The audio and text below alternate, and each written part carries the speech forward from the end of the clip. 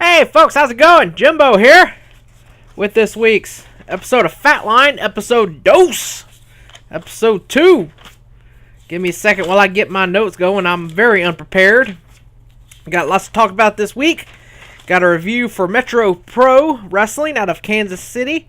Got a review of Championship Wrestling from Hollywood, and I should state that I actually found a show that is actually worse than Championship Wrestling from Hollywood in Metro Pro. So, for those of you who were shitting on me last week for saying that I was too hard on Championship Wrestling from Hollywood, well, there you go. Also have a review of Raw. Well, probably won't do a review of Raw because those are everywhere. Got another episode of Championship Wrestling from Hollywood to talk about. It wasn't that good, but it was much better than the Battle Royal. Some shit went down Monday night between Daniel Bryan and Triple H. Got a review of The Last of Us. Got to talk about the Xbox. No longer doing their DRM. They're getting rid of. They're not gonna be all anal retentive about the used games. Possible release date for the PS3. Possible release date for the Xbox One. So yeah, let's get into it. So first of all, should I do the good or bad first? Let's do the good first, which would be Championship Wrestling from Hollywood. This aired June 16th.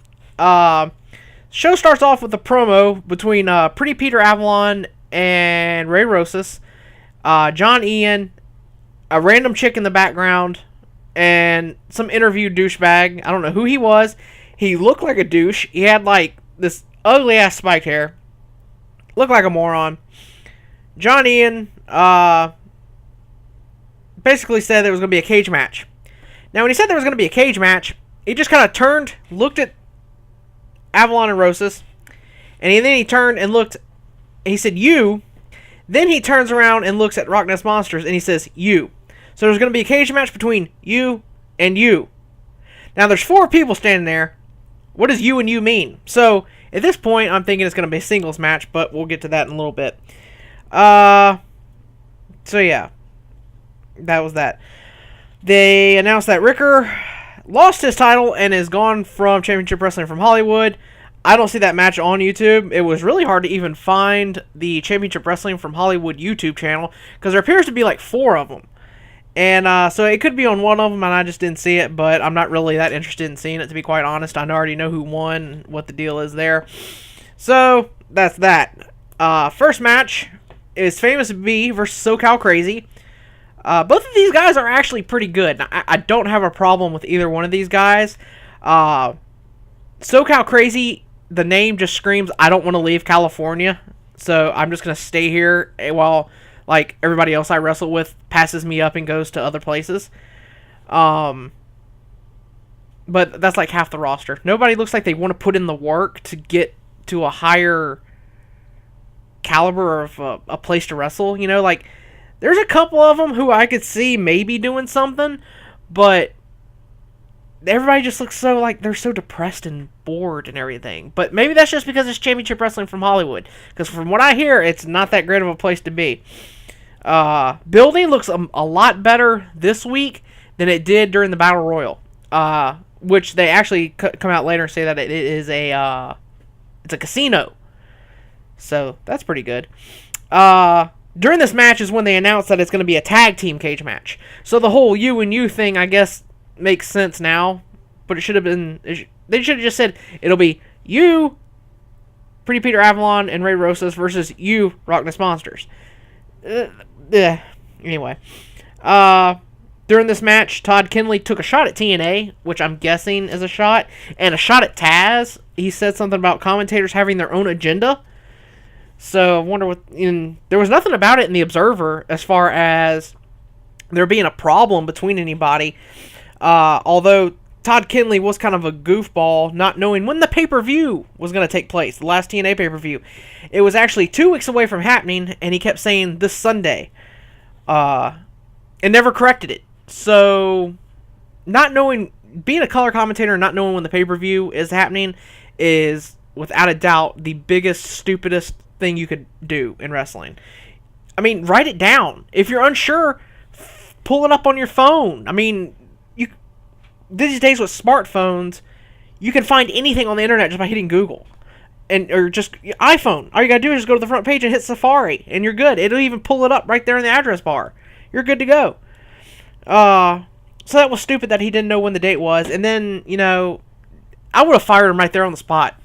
That if I was the promoter and he did not know when my show was and he was confusing people live on the air, I would have said, nope, you're done. Get out. And I would have gone back right to Mike Tenay and Taz and finished it right there. And luckily that's what they did. But say what you want about Mike Tenay and Taz, at least they have a clue about when the shows are. So, there was a lot of back and forth stuff between SoCal Crazy and Famous B. It was good. Lots of arm drags. It was a lot of I hit a move, then you get back up, hit a move on me. Lots of arm drags, lucha spots, I guess is what you could call it. No real hard impact moves until SoCal Crazy got Famous B in a crossface hold. But then the Family Stone comes running in, stomps the crap out of both of them. That was a shit ending for what was otherwise a decent match. It could have kept going. They could have done the finish and then had the Family Stone come in. But, so anyway, they go into an interview with the Family Stone. It's, from what I understand, Cedric the Hitman, James Morgan, Othello, who is a gigantic black dude, and Josh Rose. One half Fresh to Death. I don't know where Leo Blaze was. Is he even still wrestling? Because he was doing really good for a while. They were a really good tag team, and I haven't seen anything out of them. One thing needs to be pointed out is that Cedric the Hitman looks awful in his gear. He needs to find something else. He either wears like a white vest and white pants or a black vest and black pants. But the thing about him is he's so short that he has to wear these boots that are so obvious that he has lifts in them. They're like 5-inch lifts. He might as well just be wearing a pair of high heels when he wrestles. And when he runs and when he does stuff, it just looks weird. And the thing is, though, his boots are like silver and the lifts are black, so it stands out, and you know that he's trying to, be taller than he is, and you could tell that he's using lifts, and it just looks so goofy. But they say that how they taken out Adam Pearce, he's done, and they got rid of Colt Cabana, he's a has-been, and everything like that. And it's just your typical heel interview. It's not bad. Stu Stone he's a good heel, but I don't. It would work better if they had different wrestlers in this group. James Morgan is perfectly awesome. He's been the highlight of the past 2 shows that I've watched. He was the highlight of Mach 1 when they were running shows regularly. It's just, I don't know. And this Othello guy, I don't know where the fuck he came from. I have not even heard of him on any of SoCal Uncensored sites, reviews, anything. So I don't know how long this dude has been here. He looks weird. He's got he's like 8 feet tall. He's got the skinniest fucking legs you would ever see for a big dude this tall. But his, stomach up to his neck are, gigantic. It's like he just decides to work out on his upper body and says, screw the lower body. Anyway, they call out Terex. Says Cedric is going to take him out. I honestly thought they were going to jump on Terex because of how they were talking about how they were taking out the weak links of everybody around. And they were kind of, surrounding Cedric. And then, Terex comes out and it's nothing. Terex now has a one of those nose rings that looks like a bull. I don't know I forget what you call that. But they say he's working on his life and he's trying to get in the gym and he's trying to lose weight. And he comes out and he looks exactly the same that he always does. So that was not a good. I don't know why they said that, but you gotta wonder when the last time Terex saw his dick. That I don't know. But, alright, so match number 2 ends up being Terex versus Cedric the Hitman. Right before the match starts, they announce that it's going to be a no DQ match. Why does the Family Stone get to make the decisions on what type of match this is going to be? They don't have any power, do they? I don't think so. So I didn't like that. Cedric works on Terek's knee with his briefcase. He always brings this briefcase with him to the ring. And that's really all that was happening. And then another thing is, if I didn't watch a lot of Southern California indie wrestling, I would not know who half these people were. The only two people, like, once they said their names, I knew who they were, but I didn't recognize any of them. But, like, Othello, like, I've never seen him before. There's some random chick with him. I don't know who she is. I did not recognize Josh Rose. He looks way different from the last time when I first saw him. Like, he's aged a lot.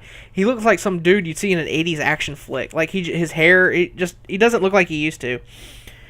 Then some guy starts talking on the commentary, and it's like, who the hell's on commentary? Like, I don't even know who's on commentary. There's no graphic or anything saying who it is. At least TCW, since they always change commentators with Matt Rhodes being replaced for Chris Cruz, they change it up. They introduce themselves, they introduce the guy's characteristics, his background, everything like that. So it makes sense, but here, I don't know who's talking. The only person they mention is Todd Kinley, and apparently, he's the big king shit around there for commentary.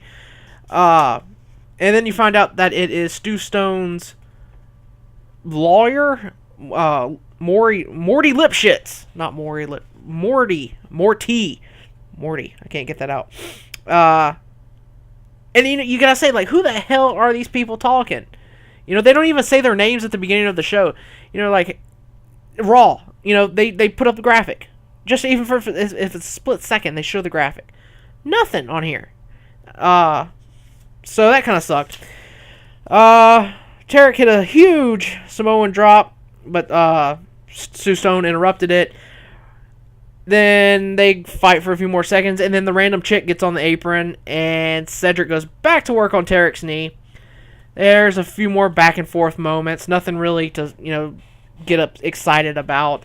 Tarek's does hit a huge, and this was a beautiful spine buster on Tarek's. I mean, from Tarek's to Cedric the Hitman.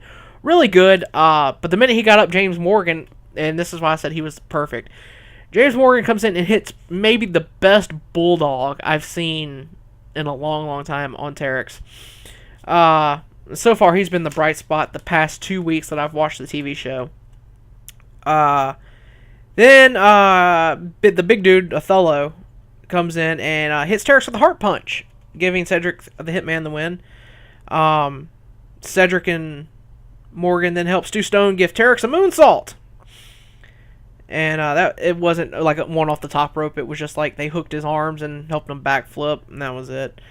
And then they counted to 5, and everybody kind of who watches NXT kind of understood why the 5 count was so awesome, thanks to Biggie Langston. But and then that like I said, that brings me back to the whole why did the Family Stone have the authority to make no DQ matches? I didn't like that at all. Go to a commercial. Luckily, we didn't have to watch the commercials on YouTube. I do have to say that I like the fact that in Championship Wrestling from Hollywood edits out the commercials when they upload their TV show to YouTube, because you'll get a whole lot of these groups who just put on their episode that's going to air and they'll put it on YouTube. NWA Anarchy was very guilty of this for the longest time. Of course, that was when they actually uploaded their TV. I have not seen TV from them in about 2 weeks, but we'll get to that in a minute. I've got a lot to say about that. We come back from the commercial, and Dave Marquez is in the ring, and says he's with the committee. And there's only 2 people in the ring. There's John Ian and random chick number 2. No. Who's this chick? Why is she part of the committee? What does she have to do with anything? Like, what's her job? Like, there's nothing. I don't know who any of these people are except for John Ian. If I was just watching the show for the first time, I'd be so lost. But again, and how can 2 people be a committee? That's stupid. But one thing I'm noticing for the past couple weeks is that this is pretty much just Mach 1 wrestling with TV rights. That's all it is. They're using the same ring, the commentators, the roster, the figureheads of the promotion. It's just Mach 1. That's not necessarily a good thing either, because Mach 1, while they started off good, once they started, that's another. Ugh. But anyway, so they lift the loser leaves town stip from Shawn Ricker, who lost last week to Sky. He lost the Heritage title. Now, again, this is something else I don't understand. Everybody knows Ricker has signed with WWE. So why even lift the stip? Because he's just going to be gone. If you bring him back, he'll have, what, 2 or 3 matches and then leave again? Because they tape so infrequently. It's like once every month or so. So he'll wrestle maybe, 2 more matches at the most? And then he'll be gone again. So why even get something started? Finish it up now. He goes to WWE. If it works out, it works out. If it doesn't work out and he gets released, he comes back to NWA Hollywood. You've got a built-in feud right there. That should have been it. But Ricker comes out. He's like, he doesn't really care. He's still I guess he's a tweener. Calls Johnny in rerun. That was kind of funny. I chuckled at that. Nothing really happens. The Experience comes out, but this time it's only Christian Cole and Big Duke, who I really like. Duke is pretty good. I think he'll get even better as time goes on. Stu Stone brings the Steven Dorff gimmick back up, that electric cigarette. He brings that up again. He must be getting paid for that, because that's twice now he's mentioned that on commentary. Christian Cole is awesome. I just think he needs a better group. I don't like Scorpio Sky. I think he's overrated, and I said that last time. I think he comes off as such a douchebag on Twitter that I could care less how good he is in the ring, that I will never enjoy one of his matches. I think he's way overrated. I don't like him. Now, it should be Duke, and maybe if you wanted to, you could do the Rock Nest Monsters as the Experience. But I don't think Scorpio Sky even really needs a manager, because as much as I don't like Sky and how unlikable he comes across, is exactly what you need to be a good heel. So I'll give him that. I may not like him at all, but he's a good heel. So that's that. They make fun of Shawn Ricker's success on Hero, from which I understand from what they're saying he's doing poorly, but in the Wrestling Observer updates after the show every week, he's apparently doing kind of decently. He's still there, so I don't know why they're doing that. It erupts into a brawl, as always, like it's going to, and they go to work on Shawn Ricker's knee, and that was it. He just hobbles to the back, and they go to commercial. And this, once again, I bring up, why do they have to get rid of the stipulation, the loser leaves town stipulation? That was dumb. That was it. We come back, and there's another interview guy there. He looks like a douchebag, too. So far, none of these commentators have come across as likable. At least with Jerry Lawler, JBL, Michael Cole, Jim Ross, you have like a likable sense to them. There's something about them that they may not be very good at their job, but you don't hate them. So far, none of these interviewers, they just look like douchebags who they picked off the street. None of them look entertaining. None of them look like they're even there to enjoy wrestling. From what I understand, half of them are comics, and they're just they're like Stu Stone's friends in the comedic business. So this is just like a way for them to have like something on their demo reel. But they come back, and again, we don't know who this guy is. I don't even know who this guy is. He's with Blake Fox, I think is what his name was. They don't even say who these two people are. This is another thing. They don't announce who they're talking to.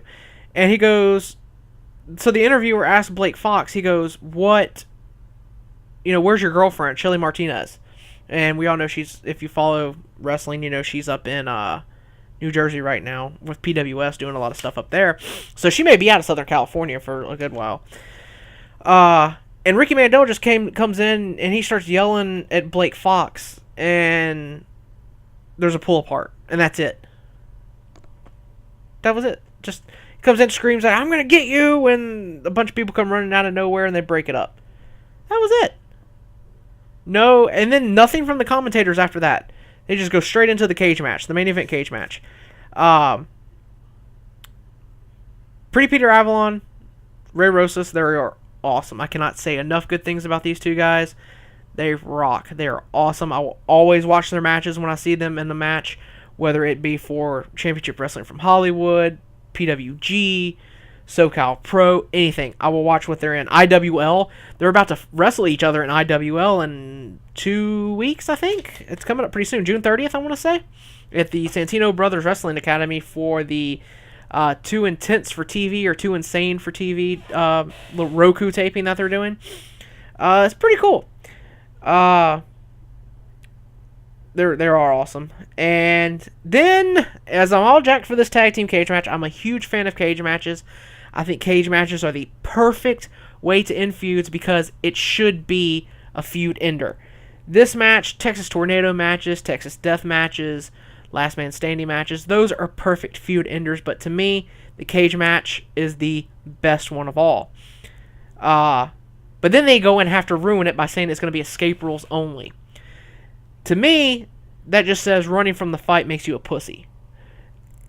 And I know a lot of people have said that over the years, but a lot of groups just take that as a way to get out of having to job somebody, I guess. And, of course, Championship Wrestling from Hollywood is not going to do anything intense or insane. They're going to go straight by the booking. They're TV wrestling. That's all they're there for. They're there to run live TV shows, make a little bit of money, and that's it. So there's nothing going to be interesting here. It was very boring. Well, I shouldn't say it was boring. Let's just say that it wasn't amazing. It was a good match. If you're going to do an Escape Rules cage match, it was okay. I might watch it again and see if my mood, when I'm in a better, well, not in a better mood, but if I want to see a good match, I might check it out. It would not be at the top of my list to rewatch, but if I came across it again while I was on YouTube or something, or somebody says, hey, here's this match, check it out, I might watch it again. But I wouldn't go out of your way to see it. I wouldn't go out of your way to hunt it down. Don't go asking for people on message boards where it is and everything. It's not that great. One thing I do notice is that this promotion, as much as I think he's overrated, Joey Ryan, I don't know if he was booking it, but I know at one point he was booking it and then he left, but it seems to be kind of just blah without him. And I hate Joey Ryan. He is so overrated, I can't even begin to... Ugh. Anyway. So, for the finish, it was actually pretty clever. It came down to Avalon and Johnny Yuma. They're fighting on top of the cage. They're straddling the top of the cage. Yuma pokes Avalon in the eye, and then he slides down the cage. Now, the camera angle completely missed this. It's kind of poopy.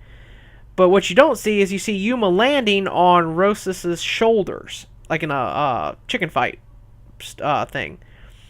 This allows Avalon to hurry up and scale down the cage and hit the floor because, Yuma's feet did not touch the floor first.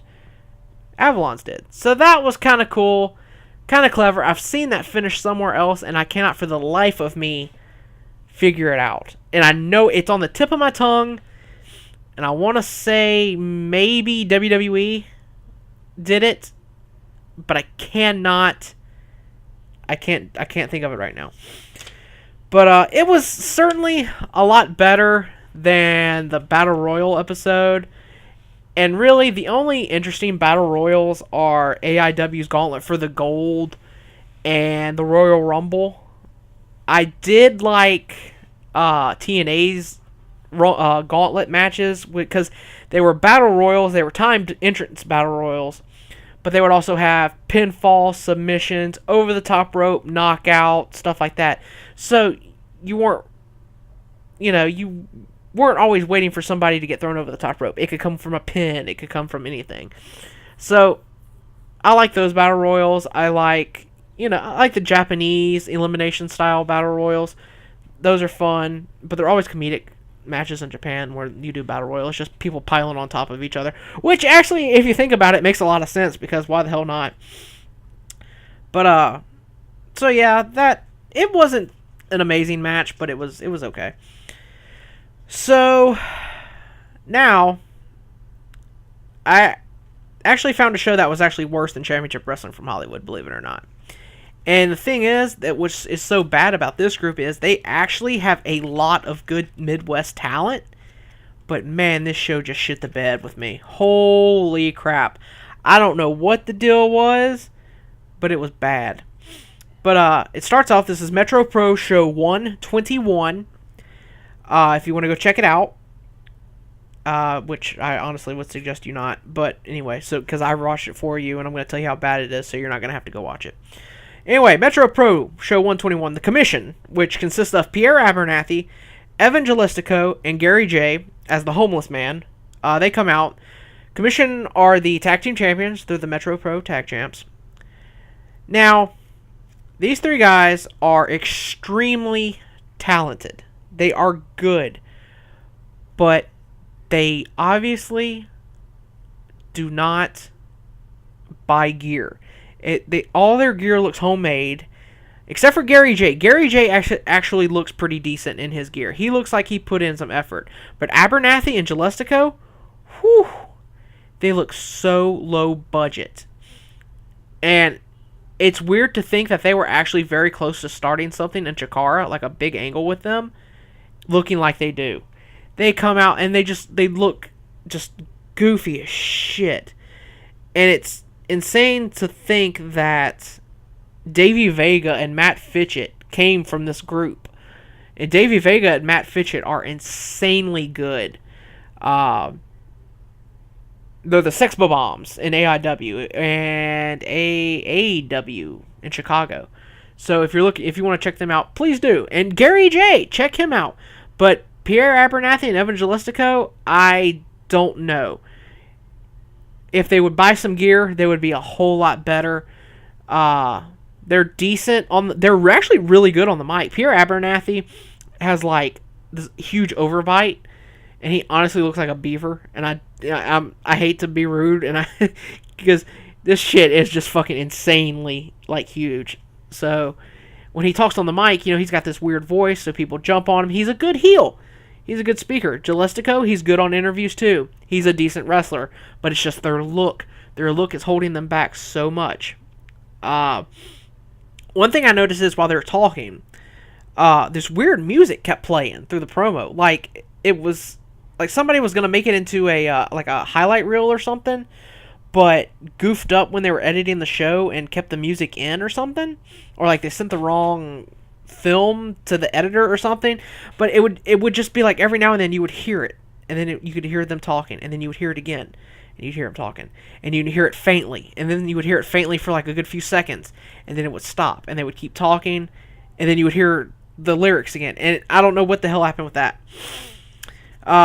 Then something happened that just infuriates me, like in all of wrestling, not just Metro Pro, but anything. When the commissioner of an organization makes a huge entrance. The commish of Metro Pro, Stephen J. Girthy, comes out. He has music. He's a balding fat guy. He comes out and he acts like this is WrestleMania. He comes out with his hands in the air, screaming, high-fiving fans. He has his own personal theme music to come out to. And when he comes out, there's this woman in a seductive voice that goes, "Ooh, girthy." Douche chills up and down my spine. So bad. This guy does not need to have this big of an entrance when he's just the commish. He comes in, he starts talking about how he's going to do this and he's going to do that. He's going to kick the commission's ass and all this and everything. Barf, okay? This is awful. Just terrible. And this is a group that has ACH, Jojo Bravo, Dan Walsh, all kinds of people. Really good guys. And this guy, they took up merely almost 15 minutes of this TV show. This 1 hour TV show. Terrible. The commission leaves, and the commish, Stephen J. Girthy, just his music plays again. He's all pumped, gets on all four corners, poses, leaves the ring, high fives everybody again. Again, stupid as shit. This does not need to happen. Anytime this does happen, in WWE it's okay because not even Vicky. Now that I think of it, Vicky doesn't really have her own entrance music. Neither does Brad Maddox. Teddy Long has been there for long enough that it's okay. Same with Vince and Stephanie and Triple H. But that's because they're not always doing it. But these guys, they're stars who are doing it. They're well-known people. It'll get a pop from the crowd. This guy just looks like somebody you would find in the parking lot who was waiting to get in the show. He has motorcycle boots, a chain wallet. I didn't know people still use chain wallets. Jeans, a t-shirt, a leather wristband, which, those haven't been popular since the OC was on the air. And he's balding, looks goofy, just stupid. Should not have been there. And now we get an interview with the world's largest sumo, Jojo Bravo. I don't know when he started calling himself the world's largest sumo, because this guy has been wrestling in ACW for like the longest time. He seems to be really obsessed with being a Japanese guy, because his finisher is called the Samurai Driver. He's called the world's largest sumo. I don't get it, but whatever. And then you're gonna call yourself Jojo. He's good though. If he would maybe go with a different name, it'd be okay. But he had this manager called the Magic Man. He looks like Zakk Wylde with a flashing top hat. And that was all he did. He did a lot of screaming and everything like that. Again, still cannot take the show seriously right now. This is bad. And this is not the show that I was really into for a couple of months. Well, actually, like all of last year, it was just excellent show after excellent show. You had Adam Pearce against Michael Strider. You had ACH against Jeremy Wyatt. You had ACH against Davey Vega. Pretty much ACH has been the highlight of the show for the past year. If you haven't seen an ACH match yet, go to Metro Pro old TV episodes. Go to Anarchy Championship Wrestling episodes. St. Louis Anarchy. He did a show for Magnum Pro in the Midwest in Iowa. Really good stuff. And speaking of which, I gotta look for the Magnum Pro upcoming show. So I might have to get you to hold on for a minute. Anyway, we find out that okay, now we're like maybe 20 minutes into the show, and it is going to be Ricky Starks, who is another good guy. He's from Texas, ACW guy. You're starting to figure out that a lot of these guys are actually probably, coming from St. Louis Anarchy and all the same thing. They share a lot of the talent and everything. So, it's pretty good. I'm going to look up the Magnum Pro Facebook page so I can give you guys the information on their next show. It's going to be really good, too, by the way. I'll get into that in just a second. Alright, so, Jojo Bravo, he looks goofy, but he's really good. I hate his look, but he's actually pretty good. He comes out wearing Akuto Hadaka tights, like the short tights that come up to a little below your knee. And he wears, I've never seen these on any other guy before either. He wears like the wrestling shoes, with like the Adidas wrestling shoes, but he has like short kick pads on them. And it's so weird. I don't think I've ever seen anybody do that before, but it's pretty cool. I don't really like the look, but it's different. And hey, give him credit. He's trying to do something different, and that's all. You got so many people who are doing the same thing: the kick pads, the boots, the tights, the biker tights, the kick pads. At least he's doing something different, so that's cool. Magic Man comes out and he just throws confetti all over the place. Like, what the fuck? Is he trying to be that guy in Philly who always, at the end of wrestling shows, sets off the confetti gun? Like the Mark Marrow confetti gun? If you don't know who I'm talking about, just check out, Google that guy on, when you can, and you'll like come up with a ton of, threads on message boards talking about how much people hate that guy. Anyway, it was a good match. One thing during the match that I could not understand is both of the commentators were just shitting on the crowd.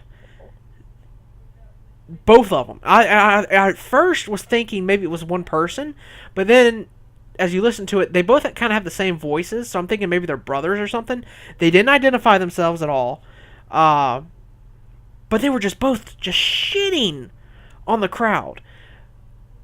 And that's another thing. You can't have both commentators shitting on the crowd. You got to have a face and a heel, maybe a tweener in between, but you cannot have two heel commentators. Maybe two face commentators and a heel commentator like OVW has. OVW, they've actually perfected their 3-man booth. It's really good. I'm gonna start covering OVW in my TV recaps, and I'll get to that at the end of the video because there was a lot of TV that I wanted to cover, but I'll get to that. Anyway, so Ricky Starks wins with a pump handle Fisherman's Buster. It was a good match. Then we go to an interview with ACH. Now, I got to thinking, how is ACH on TV? Like, because this show is shown on Metro Sports, which is a television station in Kansas City. Because ACH is signed to Ring of Honor. Find out that this show was uploaded on 6/14, but took place way back in May. So this show came on in May, and it was just now uploaded on Friday. So we are behind a couple weeks. So that sucks. Match number 2 is Metro Pro champion Jeremy Wyatt coming out. He comes out. He's a heel, but he's challenging other heels who are Tyler Cook and Bradley Charles. Sir Bradley Charles, who is the NWA Kansas heavyweight champion. Now, I just thought it was 3 heels feuding because, they didn't like each other and everything like that. But then, Rock and Roll Mike Seidel comes out. Mike Seidel is a face here. I don't understand what the hell happened. So you've got a heel Jeremy Wyatt, who is the Metro Pro champion, teaming with a face Mike Seidel against heel Tyler Cook and heel Bradley Charles. No idea what the hell's going on. Other than Mike Seidel is terrible. This match was awful. It was not any good. Jeremy Wyatt is actually good, but this was just not his night. Kyle O'Reilly came out. He's a heel here, too. Or at least I thought. He comes out and attacks Jeremy Wyatt, okay? So, he's getting cheered, but then he cuts a heel promo on the crowd. He's getting cheered at first, but then heels out on the crowd. Then a heel Jeremy Wyatt gets in the ring and beats the shit out of heel Kyle O'Reilly. So, I don't understand what the fuck is going on. They need to figure out their heel-face dynamic badly, because that is garbage. Anyway, so Wyatt comes in. He takes out Kyle O'Reilly. Kyle O'Reilly storms off, runs out, all that garbage. Do not watch that show. Do not watch that show at all. I was going to talk about the SoCal Pro Golden State Invitational, because I saw a promo from this guy named Lovin' Nick Lovin'. I think that's his nickname, Lovin' Nick Lovin', but his name is Nick Lovin'. This dude looks like an emaciated Ethiopian AIDS patient. This dude looks god-fucking awful. He's bald. He's pasty white. He's a fucking toothpick. And this dude is threatening B-Boy. He's going to beat him, blah, blah, blah. And this is the only thing in the show that I even looked interesting at. Aside from Ryan Kidd and the Frosted Tip Warriors, who are actually pretty good. They're actually going out. They're getting bookings in Mexico and Iowa and stuff like that. They're good. The show... This promo was, not only did it have the wrong date for the show, but it was uploaded late. I don't know what the deal was, but when I saw that, I just gave up and just decided to stop covering it. I wasn't going to talk about it anymore. Of course, Payback, WWE Payback was this past Sunday. I'm not going to talk about Payback because everybody's talked about it. It's, you've got free TV, free radio shows and podcasts on the Observer website talking about it. But, so yeah, there's really nothing that really needs to be talked about that. Um, so, it was, those two shows were just, not enough indie groups stick with uploading their TV shows to YouTube. Some of the people the only ones that I can say that stick with it are Metro Pro. Even though they're late, they still put them up. I gotta give them that. It might be 2-3 weeks late, but they still get them up. TCW, which is up every Monday night, you can almost count down the minutes. Right after Raw goes off, TCW is there. You hit like 9:59, you hit refresh, 10 o'clock, it's there. That is awesome. And sometimes what they do is they don't publish it all the way, but if you go to their actual, like, their page on YouTube, you can find the next week's show. So you can go ahead and watch it a week early. Another group is NWA Smoky Mountain. Friday afternoon, their show is up because it comes on Saturdays in Tennessee. NWA Southern All-Star Wrestling is another group. They had a huge show Friday, June 14th.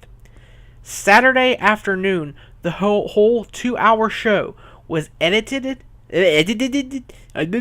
Sorry about that. Was edited down and then put up on YouTube into a 2-hour show. This was a huge show. This had Rob Conway defending his NWA World Heavyweight title against Chase Stevens. Vordell Walker against Damian Wayne in a cage for the NWA National title. You had a tag title match, the Southern Tag Team titles. You had a huge, I think it was a no DQ, something. It was a last man standing, something along those lines, but it was a feud match. Hammerjack and Gary Valiant against Drew Haskins and Jeremiah Plunkett. That's what it was.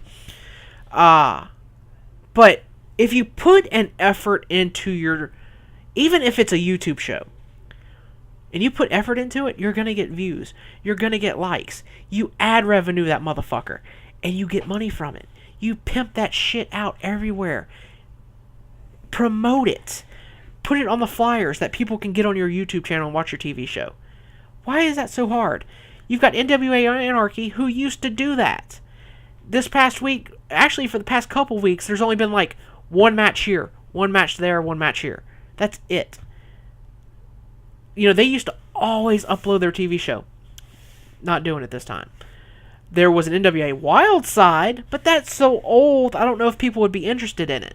If you are, please let me know, and I would love to cover Wild Side because I love Wild Side. Wild Side was like Ring of Honor, but in the South. That's where AJ Styles came from. Abyss got his big break there. So many people started out there. So, I'd have no problem going back watching Wild Side if you would like to, catch up on Wild Side, because I've watched them since the beginning. They used to come on America 1 with XPW, NWA Worldwide, and ECW every Saturday. So I know a lot about it. I know a lot of the history. So if you would like to know the history about this that promotion, let me know. OVW, they put a lot of effort into their TV show. Granted, they are a developmental group with TNA, and they do actually have a TV deal with Ion TV in Louisville and Indiana. But their TV show is really good.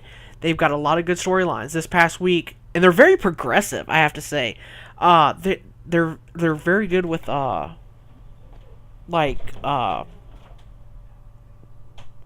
going blank with gay storylines. They have Brandon Espinoza in Paradise, Heidi Lovelace and Taylor Hendricks. They're all mixed up in gay storylines. They have a lot of good storylines. They have good matches. It's a good presentation. The commentators know the product. They know when to shut up. They know when to talk. They know who to get over, who to pick with, everything. You got Bradley J, or Jay Bradley, however he's going by at this time. Last week he wrestled OVW TV champion Randy Royal. It was a good little 6-7 minute match. It got over everybody in the ring. It got over Bradley's shot at the World Heavyweight title. Not the World Heavyweight title, the OVW title with Jamin Olivencia, who is about to be making his SoCal debut. It may have actually, no, it was at the last Wrestling Care show. He wrestled there, so he's already been there. But he's the OVW champion. It got over Bradley's attempt at that. You had Tony Gunn and his friend Randy Royal getting into it over the TV title. They're starting to fight each other. You had Taylor Hendricks and Heidi Lovelace continuing their little whatever it is. Heidi has the hots for Taylor. Taylor's not sure she's into it yet. So she's using Heidi to kind of like be her errand girl. So yeah, it's got a lot of good stuff to it. So but what I'm trying to say is put some effort into your shows, people, because this whole that Metro Pro show where the music was playing during the promo, that was just terrible. But anyway, all right, so we got some upcoming shows. I want to talk about the Magnum Pro show coming up on 6/29. It's going to be in Council Bluffs, Iowa, at the Eagles Club. You're going to have the main event. It's going to be the show's titled Unsanctioned. It's going to be Magnum Pro champion Jaden Drago taking on Hype Gotti. And if you've watched some IWA Mid-South from 2001, 2002, you will recognize both of their names. You have in a tag team match, announcer Pete Sanctions and Jason Strife taking on Team Lariat. Team Lariat has been like harassing Pete Sanctions for a while. $1 beer for adults, all ages shows, Saturday, June 29th at the Eagles Club. You can get tickets from them or on their Magnum Pro. It is facebook.com/Magnum Wrestling.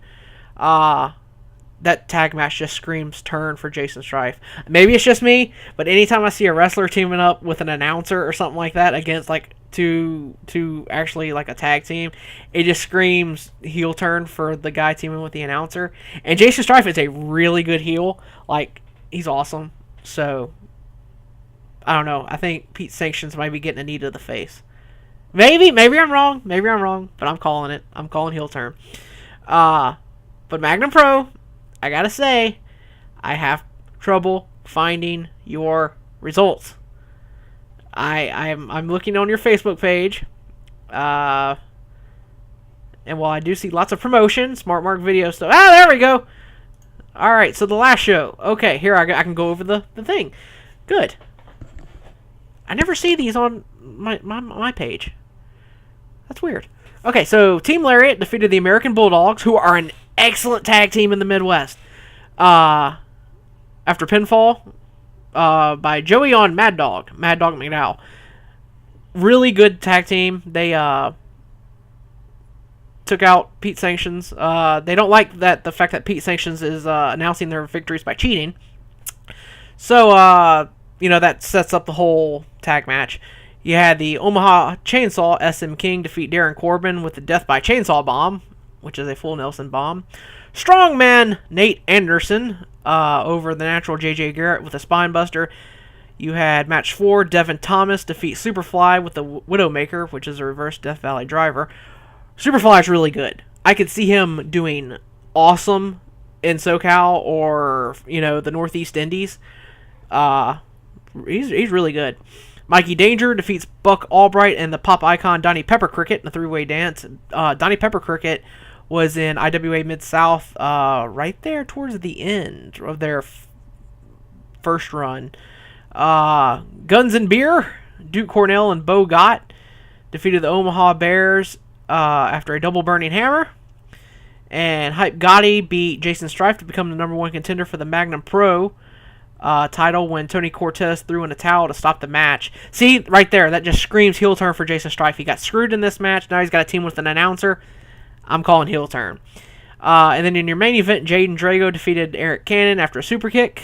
Hype Gotti attacked Drago after the match, saying he was going to take the belt on June 29th. Looks like a really good show.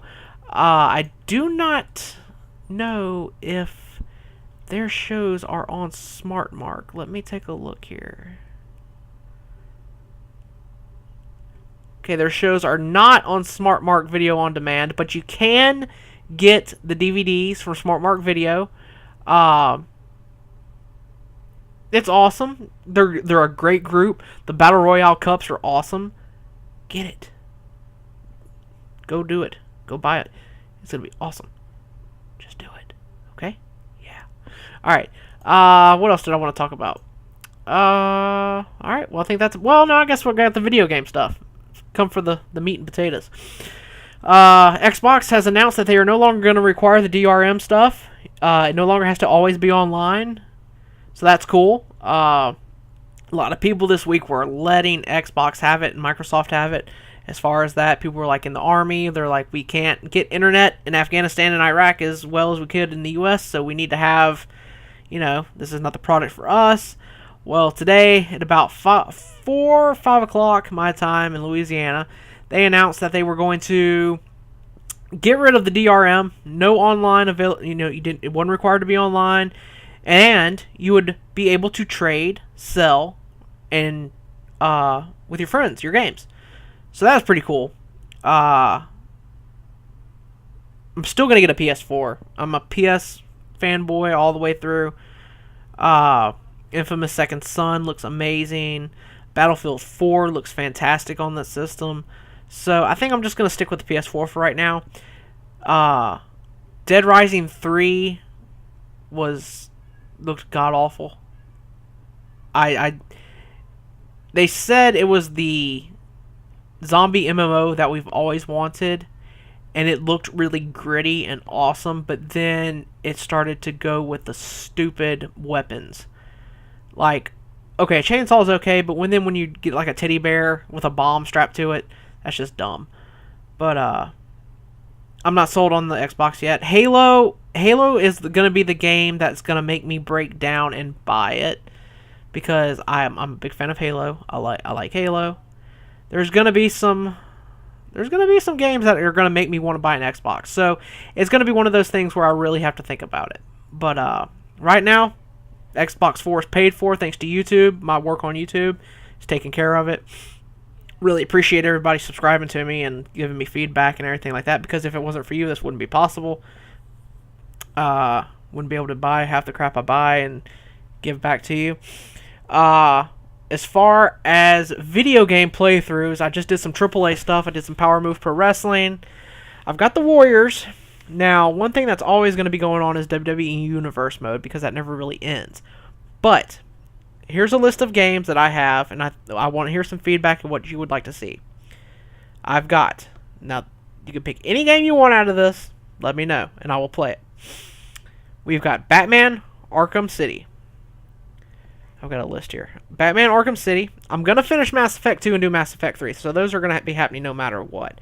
But I like to have multiple playthroughs because I get bored quickly. Metro Last Light. Bioshock Infinite. Maybe a GTA game. LA Noire. I don't know if I can do LA Noire, because Rockstar's kind of picky about that. But GTA, it seems like everybody's doing GTA. I need to finish Tomb Raider. I kind of soured on Tomb Raider, but, we'll see how that goes. But, so yeah, please leave a comment and let me know what you think about it. I'd like to really do it. So that's going to be it for this week. Thank you very much for listening. I know it was I'm still getting the format worked out. Still trying to turn it into a little bit more of a professional thing. I had paid with this group, to host my podcast, and we're gonna put it on a site. I did it on a Saturday. I paid for it and everything. Never got a password. Never got a screen name, and I'm still waiting to this day. No one will answer my emails to even get a response. So it looks like I'm gonna have to file a complaint with PayPal to get my money back, which sucks. So right now it's still gonna be uploaded on YouTube. It sucks, but well, I'm going to talk about AAA next week. I'm going to watch my first Triple Mania in full, and I'll go into the whole debacle that happened this past Sunday with Triple Mania. I'm going to give a review on The Last of Us. I'm almost close to beating it, and it is just insane. It's going to get the award for maybe the best game of 2013. But it's amazing. It is fantastic. And other than that, that is it, folks, for this week. Like I said, thanks for watching. I'm going to get the format a little tweaked. Figure out a way to make it a little bit more streamlined, a a little bit more easier to follow. That way I'm not all over the place.